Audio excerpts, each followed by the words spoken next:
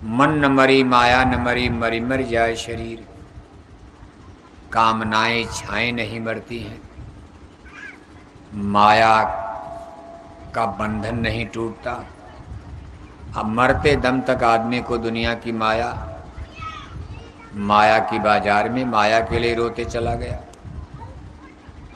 ऐसा नहीं कि शरीर मर गया तो मोह खत्म हो गया। मरने वाला भी रोता है और घर परिवार के लोग भी चारपाई पकड़ कर रोते हैं। जो मरता वो भी रोता है, चूंकि उसकी जुबान बंद है, अंदर में धार उलट गई।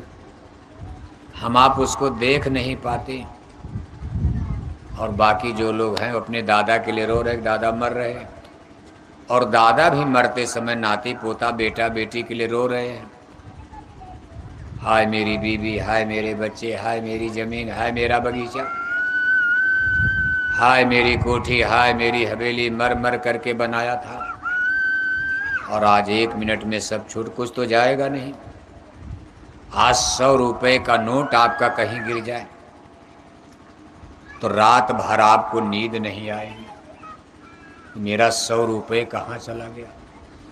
और मौत के समय तो सब जा रहा है।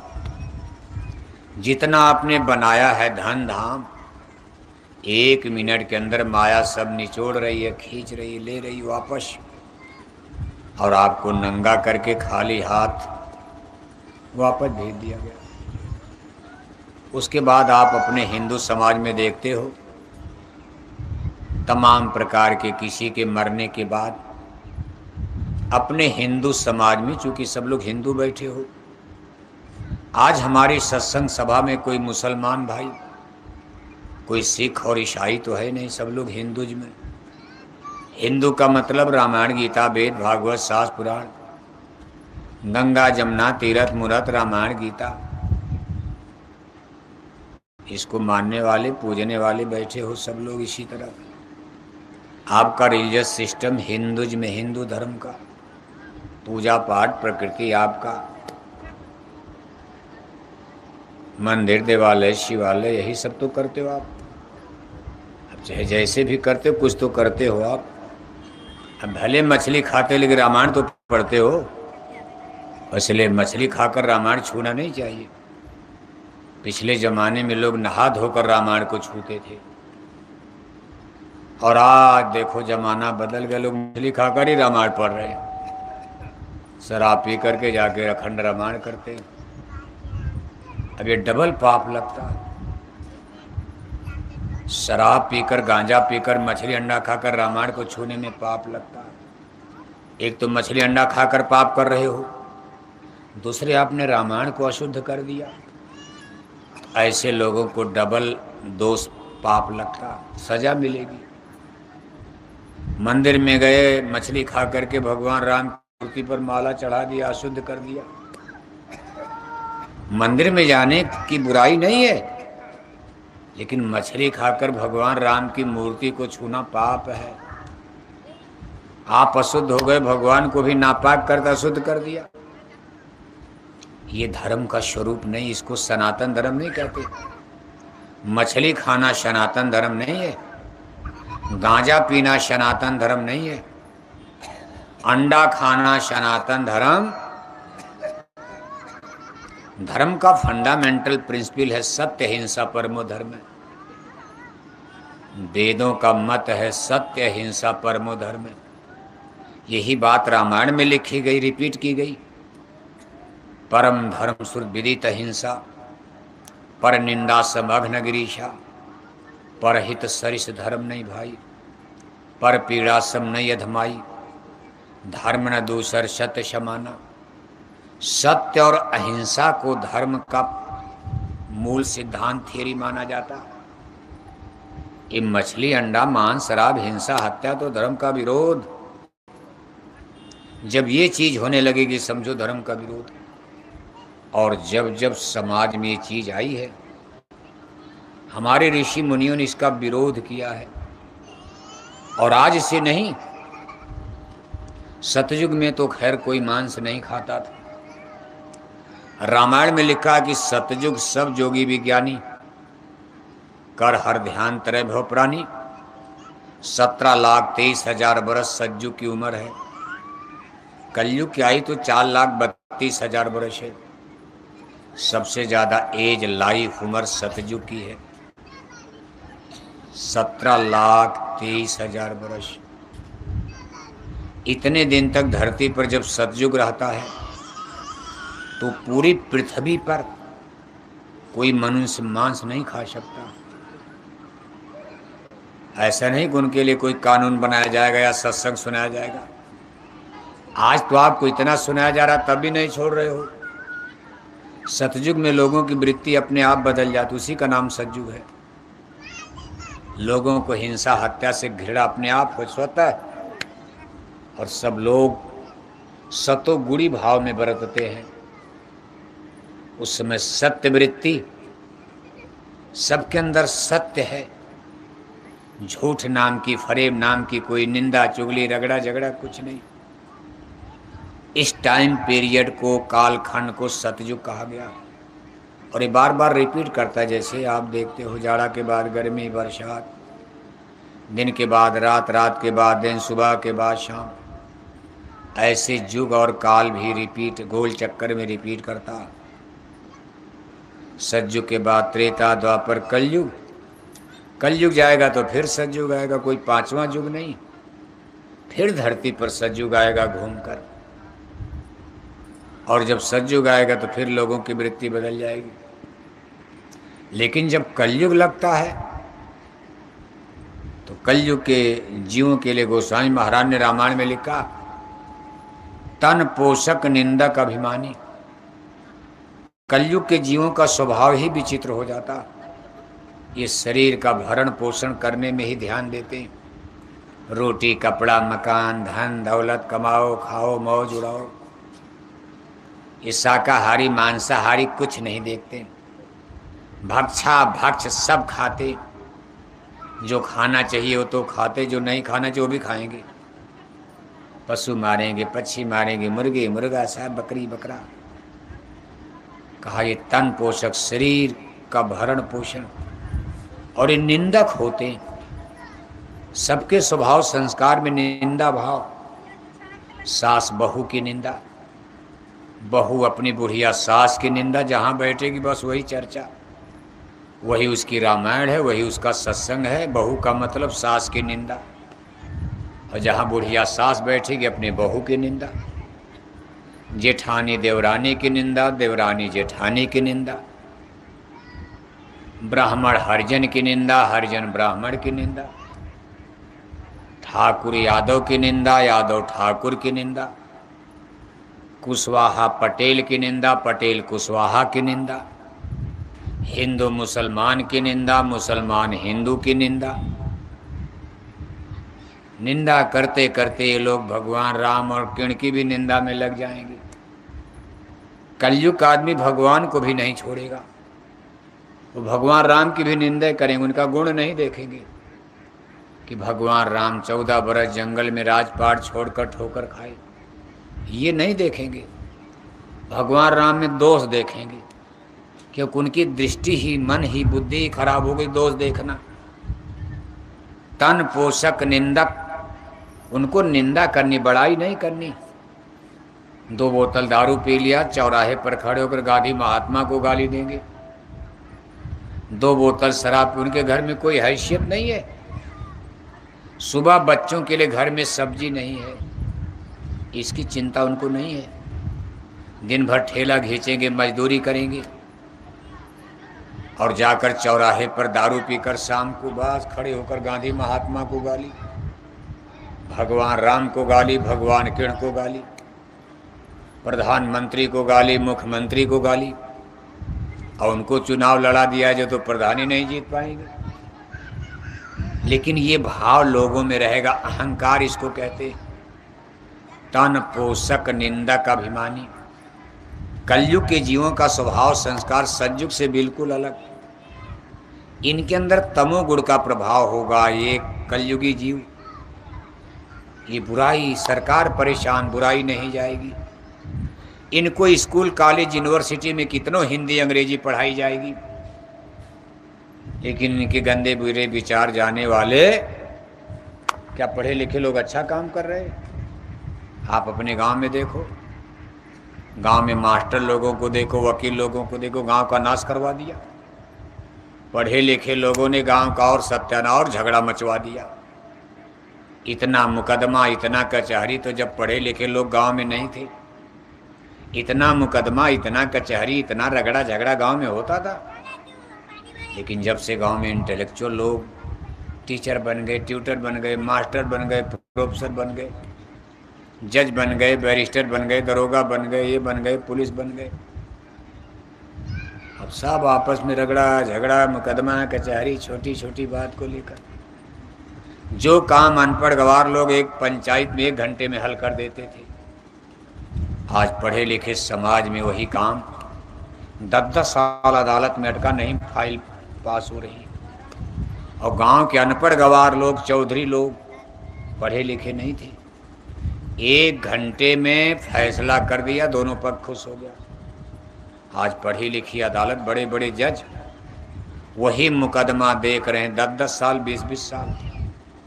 गरीब आदमी का भाड़ा, किराया, कचहरी जाते जाते परेशान, तमाम फाइल अटकी कोर्ट कचहरी अदालत में। तो पढ़ाई लिखाई से कलयुग में सुधार नहीं होगा। इस कलयुग में बस एक ही उपाय रह गया, सत्संग।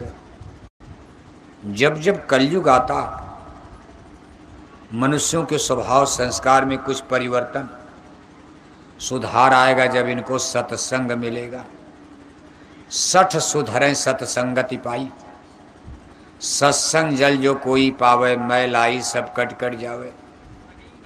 जैसे आपका कपड़ा गंदा है, आपके शरीर पर मैल है, साबुन और पानी से धोकर साफ करते हो, ऐसे ये ज्ञान मंदाकिनी, ज्ञान गंगा, ज्ञान गोदावरी, संतों महापुरुषों की इस ज्ञान गंगा में जिसको सत्संग कहते,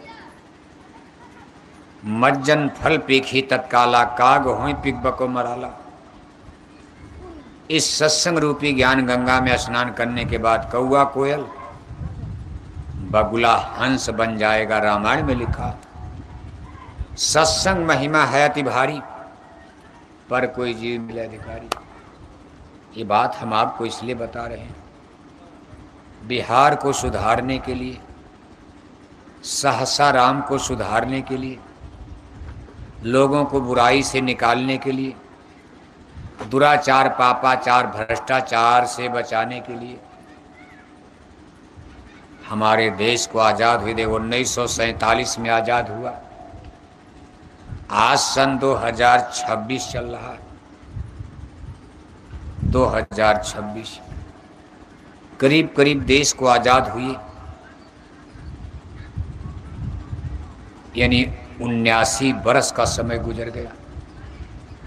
कितने मुख्यमंत्री, कितने प्रधानमंत्री, कितनी सरकारें, कितनी योजनाएं बनाई गई कि बिहार का सुधार हो जाए, लेकिन करप्शन, बुराई, व्यभिचार, भ्रष्टाचार बढ़ता जा रहा। इतने स्कूल, कॉलेज, यूनिवर्सिटी खोले गए, हमारे बेटे बेटियां पढ़ लिख करके संस्कारवान बन जाएंगे, बूढ़े माँ बाप की इज्जत करेंगे, बूढ़े बुजुर्गों का सम्मान होगा, सबके अच्छे विचार बनेंगे, चिंतन बनेंगे। लेकिन आज परिस्थिति क्या है? शराब के नशे में मामा भांजी नहीं पहचान रहा, गप नहीं बोल रहे हैं। आज गांव की स्थिति को आप देखो, समाज की स्थिति को देखो, अपने ही घर परिवार में नजर उठा कर देखो, घटना हो रही, आपको मालूम नहीं है, लेकिन घटनाएं घट रही। जब एक्सीडेंट हो जाता तब आपका होश उड़ जाता कि भाई मेरे बेटे ने ऐसे कैसे कर दिया। लोग कहते भाई बच्चे से सावधान हो, आपका लड़का गड़बड़ जा रहा। लोग आपसे 2-1 बार कहेंगे देखो भाई आपकी बेटी को हमने देखा गड़बड़ रास्ता है, वो स्कूल में, यूनिवर्सिटी में पढ़ने जाती, लेकिन उसका रास्ता गड़बड़ है। एक बार तो आदमी को गुस्सा आएगा कि मेरी बेटी से जलता है, मेरी बेटी इंजीनियर डॉक्टर बनने जा रही, इसको ईर्ष्या हो रही, नहीं चाहता बेटी इंजीनियर बने। लेकिन उस आदमी ने देखा है, सही बता रहा कि बेटी इंजीनियर डॉक्टर तो बनेगी, लेकिन बेटे स्कूल कॉलेज में जा कर के बेटियां शराब पी रही हैं। बताओ आप, बड़े बड़े यूनिवर्सिटी कॉलेज में बेटियों ने शराब पीना शुरू कर दिया। इंजीनियर डॉक्टर बन करके बेटियां के जब शराबें पीना, डॉक्टर बनने में बुराई नहीं, बेटियां इंजीनियर बने, डॉक्टर बने, मास्टर बने, कोई बुराई नहीं, लेकिन बेटियों ने शराब पीना शुरू कर दिया। बेटों की शराब हम लोग छुड़ा नहीं पाए। बिहार में शराबबंदी का कानून बना, फिर भी बिहारी बाबू लोगों ने शराब नहीं छोड़ा शराब। कानून तो कागज पर है, पुलिस के सिपाही भी शराब पीते। देखो आपके बॉर्डर पर, उत्तर प्रदेश के बॉर्डर पर चेक होता, 2 बोतल पुलिस को दे दिया, जाओ जाओ ले जाओ। चोर और कुतिया मिल गई तो पहरा किसका दे? जो वहां चेक पोस्ट पर सिपाही खड़े वो भी शराब पीते। और एक ट्रक शराब भर करके यूपी से हरियाणा से आ रही है, सासाराम में, झारखंड से आ रही है, और वहां जाकर चेक पोस्ट 10-20 बोतल पुलिस वालों को पर ले जाओ पियो मरो। पता कब चलता है? जब शराब पी करके बिहार में मौत होती। सूचना आई कि आज छपरा में मर गए 10 आदमी, आज भागलपुर में 15 आदमी मर गए। तब पता चलता है कि बिहार में शराब बंद नहीं, कागज पर बंद नहीं, पीने वाले पी रहे। नेताओं को पीना है दिल्ली चले जाएंगे, नेताओं को पीना है रांची चले जाते, मंत्री जी को पीना है लखनऊ चले जाएंगे। नेता भी नहीं छोड़े तो प्रजा कहाँ से छोड़ेगी? पटना के एमपी एमएलए भी अभी शराब नहीं छोड़ पाए, जबकि सरकार ने, मिस्टर नीतीश कुमार की सरकार 10 साल पहले से बिहार में शराबबंदी का कानून बना दिया। लेकिन आज बिहार में हमारी बेटियों ने शराब पीना शुरू कर दिया। इंजीनियर डॉक्टर की डिग्री लेने बेंगलोर, हैदराबाद, चेन्नई, बम्बई, जगह जगह जा रही, वहाँ तो शराब बंद नहीं। आपको मालूम नहीं यूनिवर्सिटी में शराब कहाँ से आ गई?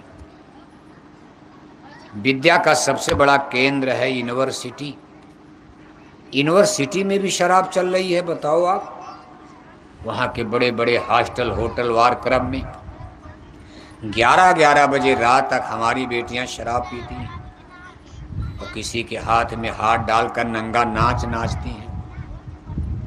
तब तक इनको बहला फुसला करके कोई लेकर जंगल भाग जाता। बूढ़े माँ बाप को गांव में पता चलता है, पुलिस में FIR होता। पुलिस खोज रही, माँ बाप खोज रहे, रिश्तेदार खोज रहे, बेटी का पता नहीं चलता। 6 महीने के बाद, साल भर के बाद, बेटी की कटी पटी मुर्दा लाश दिल्ली की सड़कों पर, राष्ट्रपति प्रधानमंत्री के बंगले के पीछे, कहीं जंगल में, कहीं नहर के किनारे, कहीं पेड़ के नीचे बेटियों की कटी पटी मुर्दा लाश मिलती।